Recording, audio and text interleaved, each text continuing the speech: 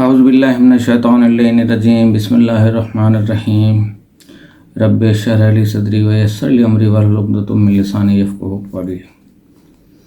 میرے تمام مہربان سننے والے، دیکھنے والے، میرے ملکی اور غیر ملکی تمام مہربانوں کو میری طرف سے السلام علیکم ورحمۃ اللہ وبرکاتہ۔ امید ہے آپ سب لوگ خیریت سے ہوں گے۔ میں آپ کے لیے دعا گو ہوں، امید ہے کہ آپ بھی میرے لیے دعا گو رہیں گے اور اپنے چینل کے لیے بھی دعا گو رہیں گے، اسے جلد از جلد سپورٹ کریں، منزل تک پہنچائیں۔ ایک تھا کہ اپنے پسندیدہ بندوں کو آزماتا ہے انسان اللہ، یہ مصائب و تکالیف انسان کے اپنے اعمال کی وجہ سے آتے ہیں۔ صورتحال یہ ہے کہ اللہ پاک نے کلام پاک میں ارشاد فرمایا ہے کہ ہم کسی کو زیادہ دے کے آزماتے ہیں، کسی کو کم دے کے آزماتے ہیں، کسی کو بیٹیاں بیٹے دے کے آزماتے ہیں، کسی کو بیٹے ہی بیٹے دے کے آزماتے ہیں، کسی کو کچھ بھی نہیں دے کر آزماتے ہیں۔ اسی طرح کسی کو زیادہ دولت دے کے آزماتے ہیں، کسی کو کم دولت دے کے آزماتے ہیں، اور کسی کو غربت میں آزماتے ہیں۔ یہ آزمائش کس چیز کی ہے کہ اگر کسی کے پاس زیادہ آ رہا ہے تو اس نے 2 روٹیاں کھانی ہیں، اس سے اگر زیادہ ہے تو وہ تقسیم کر دینا چاہیے ان لوگوں کو، تو اس طرح وہ شکر بجائے اللہ تعالیٰ کا۔ اسی طرح ہر غریب جو بھی ہے اور وہ شکر ادا کرتا ہے، جس کی اولاد ہے وہ بھی شکر ادا کرتا ہے، جس کی نہیں ہے وہ بھی شکر ادا کرتا ہے، تو اللہ پاک اپنے اس شکر سے اور اس کے شکر کرنے سے بہت زیادہ خوش ہوتا ہے اور اس کو آخرت میں بہت ہی بڑا اجر عظیم عطا فرماتا ہے۔ باقی یہ رہا الانسان الا ما سعی، کہ انسان جتنی محنت کرتا ہے اللہ تعالیٰ اس کو عطا کرتا ہے۔ اب اگر کوئی بندہ گھر میں ہر وقت یہ لیٹا رہے کہ اللہ نے جس کا وعدہ کیا ہے وہ دے گا اس کی بغیر کوششوں کے، تو یہ تو اس کا اپنا قصور ہے، اس میں اس کی کوئی آزمائش نہیں اللہ تعالیٰ کی۔ حضرت علی کا قول ہے کہ بیماری میں جس حد تک ہمت ساتھ دے، روزی کی تلاش جاری رکھنا چاہیے۔ اللہ پاک ہماری نیتوں کو جانتا ہے، لیکن اسے خوشی ہوتی ہے کہ اس سے مانگا جائے، دعا کی جائے اس سے، تو وہ اسے عطا کرتا ہے۔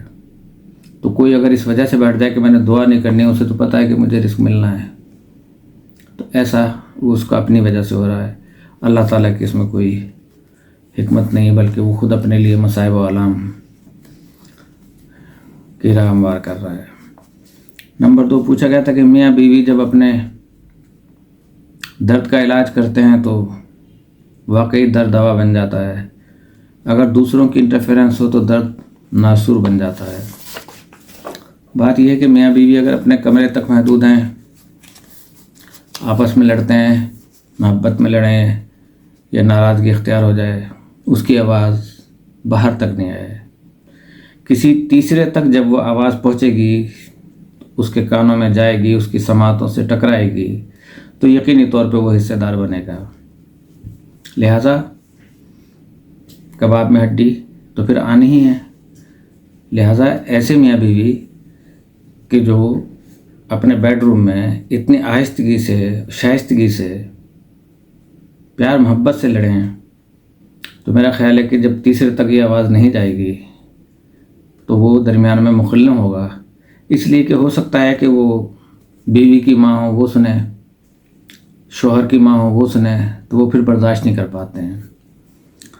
تو یہ جواب ہو گیا۔ دوسرا خوبصورت سمجھ۔ خوبصورت سمجھ کیا ہے؟ خوبصورت سوچیں ہیں، کیونکہ موسم تو آپ کے اپنے اندر بستے ہیں، ابھی آپ پر ڈیپینڈ کرتا ہے کہ ان موسموں کو آپ کیسے تلاش کرتے ہیں۔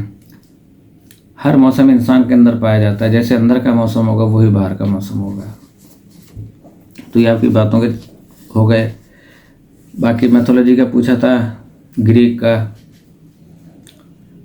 اور انڈین میتھولوجی، اس کے بارے میں بھی انشاءاللہ پروگرام کروں گا، بہت جلد کروں گا۔ تو ابتدا کرتے ہیں کہ بس کے دشوار ہے ہر کام کا آسان ہونا، بس کے دشوار ہے ہر کام کا آسان ہونا، آدمی کو بھی میسر نہیں انسان ہونا۔ تو ہر کوئی انسان جو ہے وہ نہیں بن جاتا. تو آج ہم انسان پہ ہی گفتگو کر لیتے ہیں.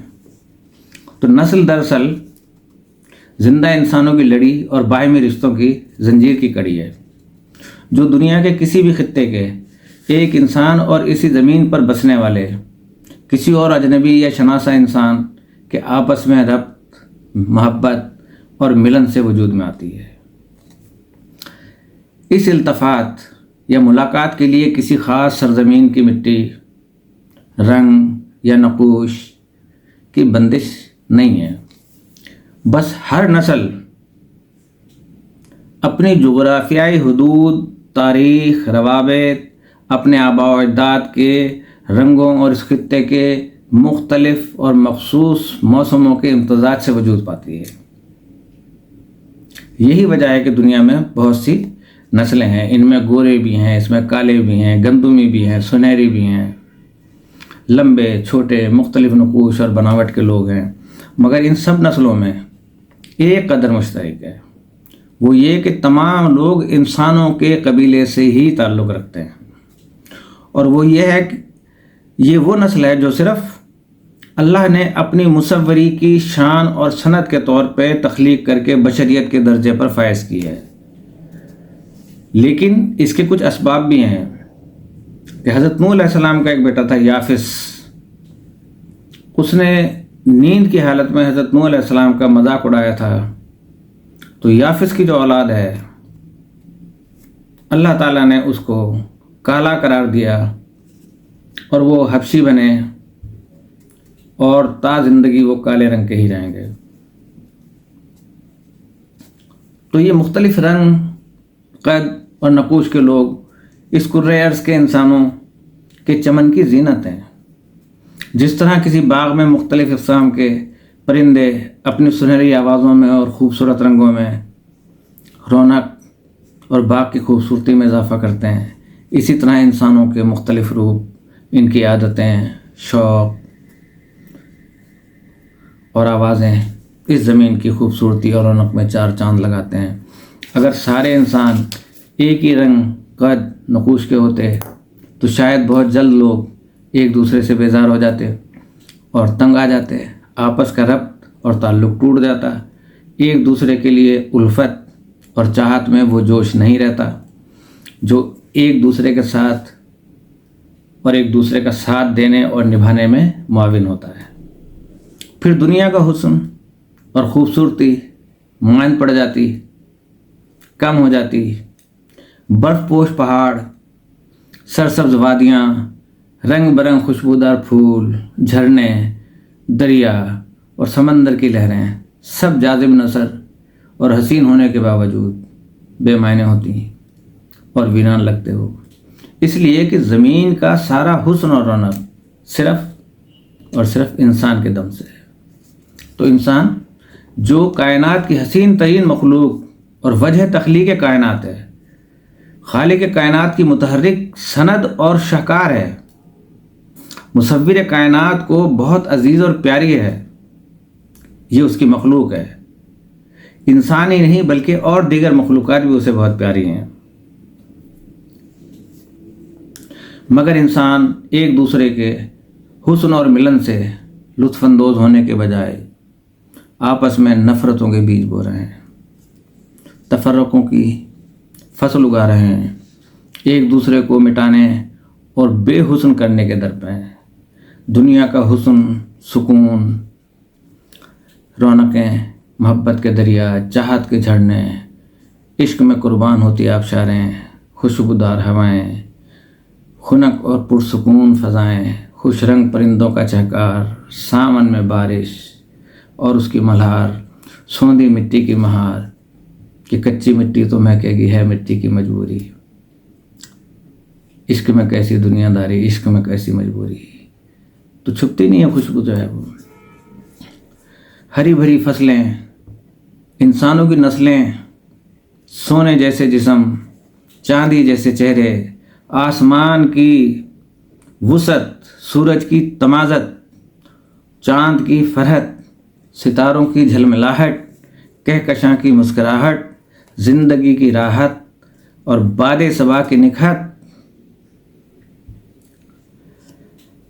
سب انسانوں کے لیے ازہر من الشمس ہے، جس طرح کہ سورج سب کے سامنے چمک رہا ہے، مگر انسان سجدہ شکر کرنے کے بجائے ناشکری، قدر کے بجائے بے قدری، احسان مندی کے بجائے احسان فراموشی، چاہت کے بجائے نفرت اور لطف کے بجائے بے لطفی کیوں کر رہا ہے؟ سحر کو زہر، صبح کو ذبح، دوپہر کو قہر، شام کو خناشوم، یعنی خناشومی، خناشام ہونا، اور رات کو گھات، اور اموات میں کیوں بدل رہے ہیں؟ یہ کون سی نسلیں ہیں؟ کن انسانوں کی بدرو ہیں جو آسیب بن کر اس دور کی انسانیت کو چمٹ گئی ہیں؟ یہ بھیڑیوں اور درندوں کے مخلوق کہاں سے آئی ہے؟ ان کے منہ کو انسانی خون کہاں سے لگا؟ کس نے لگایا؟ کہاں کے باسی ہیں؟ کون سا خطہ ہے جہاں انسان نما وحشی نسلیں اگائی جا رہی ہیں؟ کون سی سنگلاخ زمین ہے؟ کون سی ایسی پتھریلی زمین ہے جس کو انسانی خون سے نرم کر کے ظلم اور تشدد کی فصلیں اگائی جا رہی ہیں، اور وحشی خونخوار درندوں کی فصلیں کاٹ کر انسانوں کی نسلوں کو ختم کیا جا رہا ہے اور ختم کرنے کے لیے بھیجا جا رہا ہے۔ گلی کوچوں بازاروں میں موت کا عریاں رقص عروج پر ہے، گھروں کے آنگنوں میں خوف و وحشت کی بدرو ہیں، محو رقص ہیں،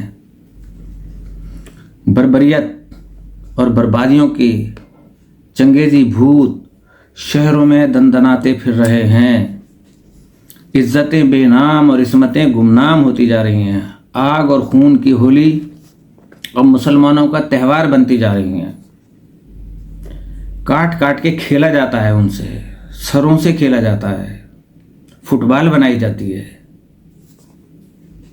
مذہبی جنون اب خون کی سرخی لیے قہر بنتا جا رہا ہے۔ اسلام کا گوشہ عافیت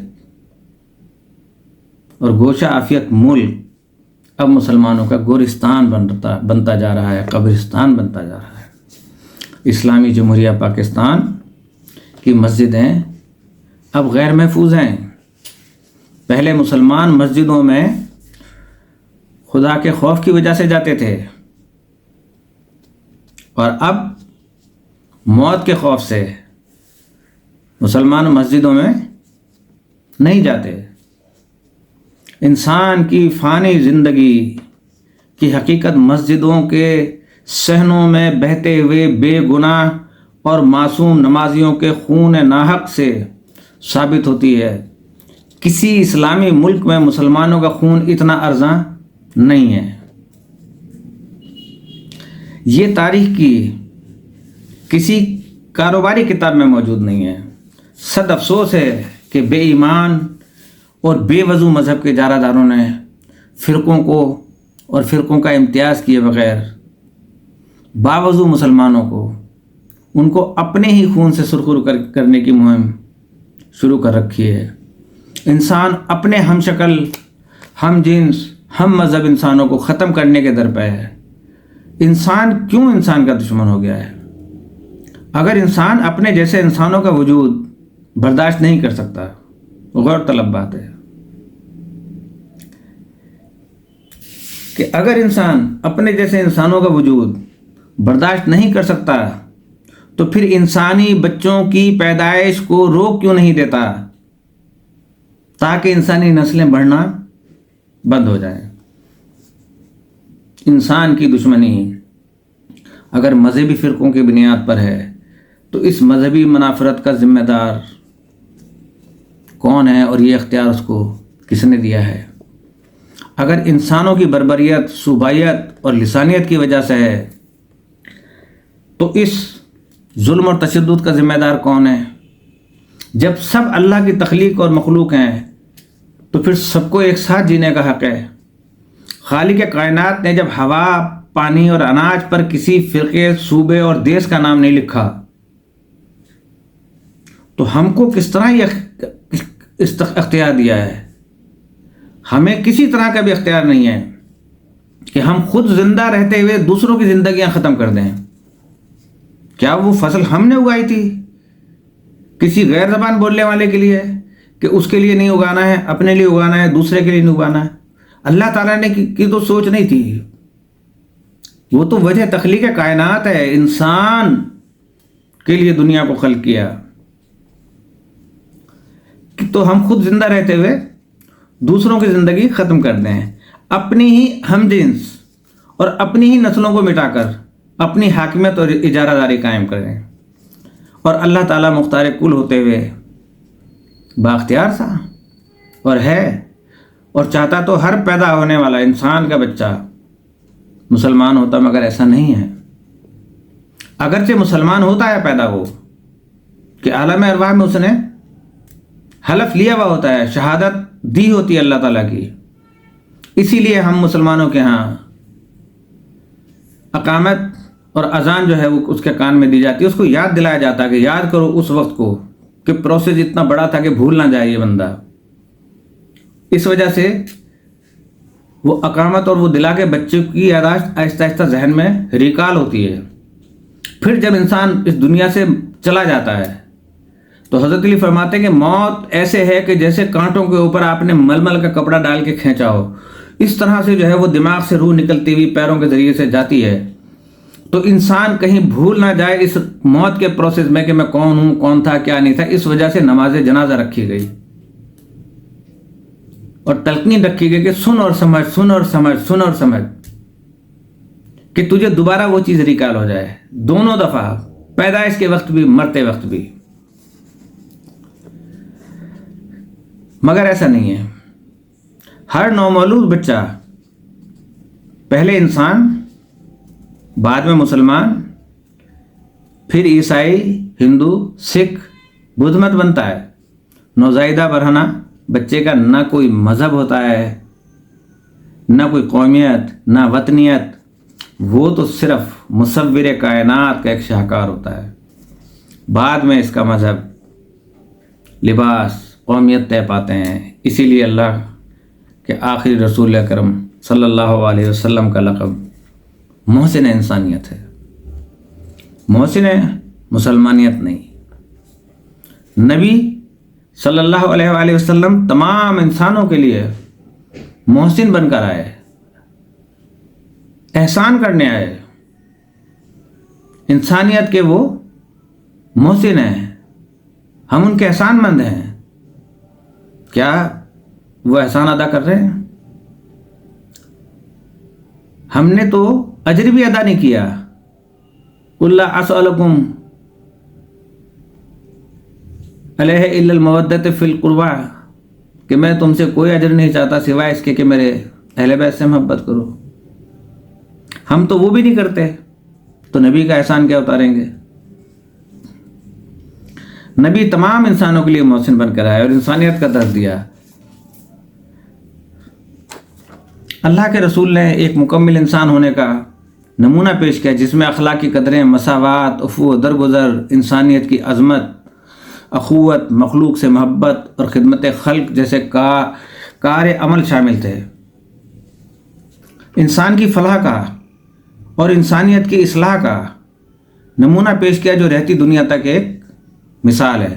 جب انسان کا دشمن ہی انسان بن گیا ہے اور ایک دوسرے کے وجود کو ختم کرنا چاہتا ہے تو پھر دنیا کا یہ حسن کس کے لیے ہے؟ سب بے معنی اور بے وجہ ہیں. پھر کیوں نہ آندھیاں چلیں، کیوں نہ طوفان آئیں، کیوں نہ زلزلے اور تباہ کاریاں، آتش فشاں لاوا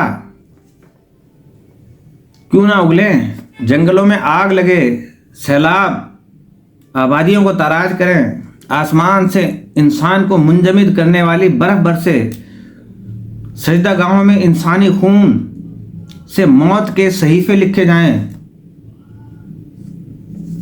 امامت کی مت ماری جائے اور مذہب کے نام پر گمراہ کیا جائے، نیت کی حالت میں بربریت نازل کی جائے، قانون کے نام پر گمراہ کیا جائے، امامت کی مت ماری جائے، مذہب کے نام پر گمراہ کیا جائے، نیت کی حالت میں بربریت نازل کی جائے، قانون کے نام پر غیر قانونی کام کیے جائیں، منصف انسان کا خون کریں، عدالتوں کے فیصلے اور فیصلوں کے فاصلے بڑھ جائیں، وکیل اپنی دلیل سے جھوٹے کو سچا اور سچے کو جھوٹا ثابت کریں، ڈاکٹر ڈاکو بن کر مریضوں کو لوٹیں، حاکم وقت اپنی قوم کو محرومی اور محکومی دیں، سیاستدان اپنے عوام کے لیے غلامی کا زندان تعمیر کریں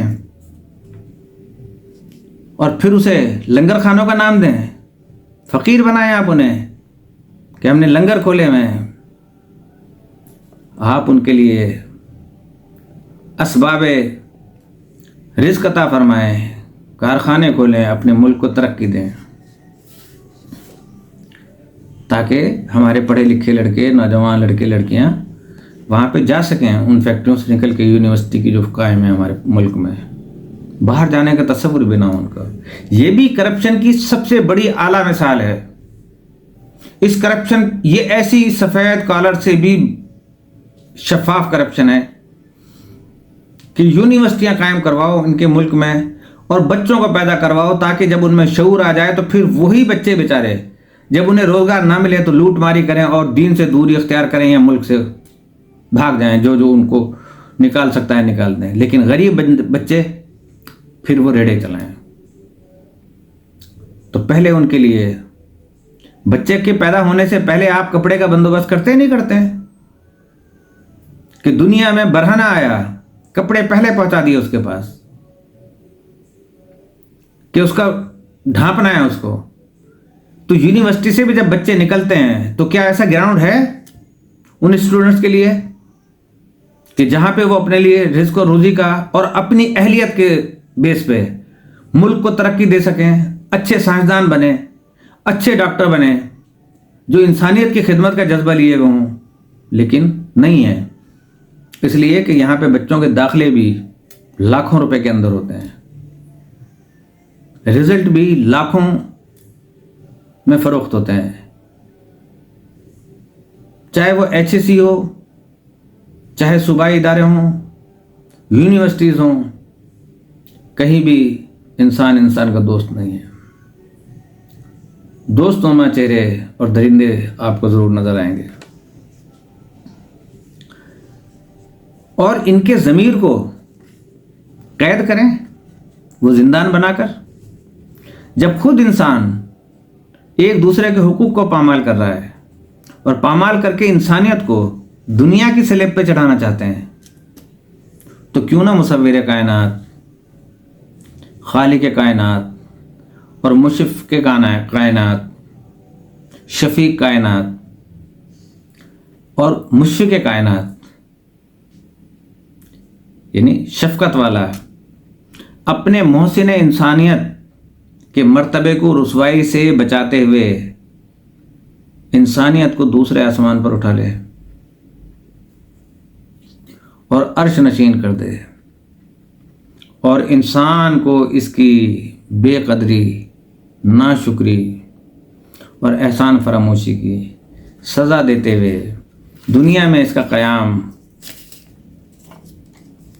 ختم کر کے قیامت لے آئے اور آنے والی ہے۔ خاطر جمع رکھیں، بہت جلد آنے والی ہے۔ شخصیت پسند انسانوں، اپنی شخصیت سے آپ کو محبت نہیں ہے، دوسروں کی شخصیت سے اتنی محبت کرتے ہو، اپنے آپ سے پیار نہیں ہے، دوسروں سے پیار کرتے ہو، اپنے آپ کو نیچا ثابت کرتے ہو، دوسرے کو بلند ثابت کروانے میں مدد کرتے ہو۔ کیا تم انسان کہلانے کے لائق ہو؟ آدمی ہو۔ اسی لیے مرزا غالب نے کہا تھا کہ بس کے آسان نہیں اور آدمی کو بھی میسر نہیں انسان ہونا۔ ہر آدمی انسان نہیں ہے۔ ہم اپنے آپ کو پہچانیں، سیلف رسپیکٹ پہلے اپنے آپ کو خود دیں، اس کے بعد آپ دوسروں کو سیلف رسپیکٹ دیں اور ان کو سمجھائیں اپنے عمل سے، زبان سے نہیں کہ تبلیغ کریں آپ، جی نماز پڑھیں آپ، روزہ رکھیں آپ، حج رکھیں اور خود کچھ نہ کریں، تو کائنات نہیں چل سکتی، تو قیامت آنے والی ہے، آپ فکر نہ کریں بالکل۔ اور دنیا اور اس کے حسن و زینت کو ختم کر کے اسے فنا کر دے، اس لیے کہ جب انسان ہی نہ ہوگا تو پھر دنیا اور اس کا حسن آرائش بے محل اور بے معنی ہے۔ تو انسان چونکہ وجہ تخلیق کائنات ہے، جب وجہ ختم ہو جائے گی تو وجود خود بخود ختم ہو جائے گا۔ تو میرے مہربان دوستو، آج اتنا ہی، پھر انشاءاللہ زندگی رہی بشرط قید حیات دوبارہ آپ کی خدمت میں حاضر ہوں گا۔ آپ کی دعاؤں کی بہت ضرورت ہے، اور آپ لوگ اتنی محنت نہیں کر رہے ہیں، میرے سبسکرائبر جو ہیں، میرے مہربان دوست جو ہیں۔ مجھے ٹائم چاہیے، میں آپ کو ٹائم دے رہا ہوں۔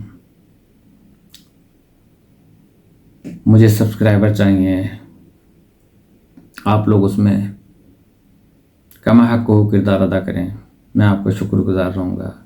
اللہ پاک آپ کی جان و مال و عزت و ایمان اور آبرو کی حفاظت فرمائے، اور ہمارے مملکت خدا داد پاکستان کو استحکام عطا فرما، قرضوں سے نجات دے، اچھے حاکم عطا فرما، اور فلسطین کو فتح و نصرت عطا فرما، اور کشمیر میں بھی جہاں جہاں ہماری بہنوں کی عصمت دری کی جا رہی ہے، جوانوں کو مارا جا رہا ہے، اس مودی کو بھی نیست و نابود کرتے، اس چائے فروش کو، کیونکہ یہ بھی کسی کا ماننے والا نہیں ہے، کوئی اس کا بھگوان نہیں ہے، کوئی اس کی گیتا نہیں ہے، کوئی کچھ نہیں ہے۔